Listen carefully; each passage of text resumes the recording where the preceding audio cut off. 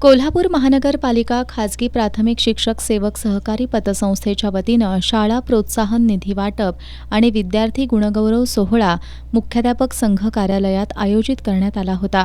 कार्यक्रमाला SSC board कोल्हापूरचे सेवानिवृत्त सहसचिव डी.एस. पवार यांची प्रमुख उपस्थिती होती. यावेळी संयोजकांच्या वतीनं संस्थेचे संस्थापक भरत रसाळे यांच्या हस्ते उपस्थित मान्यवरांचं स्वागत करण्यात आलं.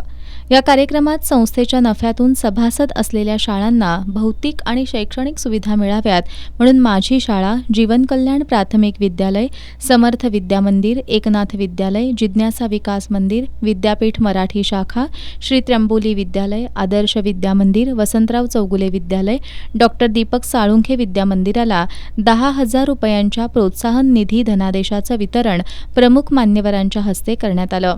यावेळी समर्थ पाटील, प्रतीक पठाण, संस्कार कुंभार, गौरी धुमाळ, चिन्मय भुईबर, पृथ्वीराज पाटील या गुणवंत विद्यार्थ्यांचा मान्यवरांच्या हस्ते सत्कार करण्यात आला. तसंच पवार यांचा शिक्षकांच्या वतीनं गौरव करण्यात आला.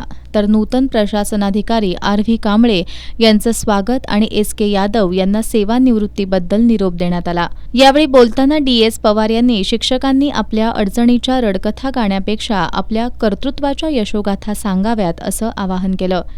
यावेळी बोलताना भरत रसाळे यांनी संस्थेच्या सामाजिक आणि शैक्षणिक भान जपणाऱ्या उपक्रमांची माहिती देऊन शाळा निधी आणि विद्यार्थ्यांची गुणवत्ता वाढवण्यासाठी त्यांना आर्थिक मदत केली जात असल्याचं सांगितलं. संस्थेचे चेअरमन सूर्यकांत बर्गे यांनी पतसंस्थेच्या प्रगतीचा आढावा घेतला. यावेळी जिल्हा परिषदेचे उपशिक्षणाधिकारी एस.के. यादव, नूतन प्रशासनाधिकारी आर.व्ही. कांबळे यांनी मनोगत व्यक्त केली. कार्यक्रमाला व्हाईस चेअरमन सर्जेराव नाईक यांच्यासह सर्व संचालक, शिक्षक, विद्यार्थी उपस्थित होते.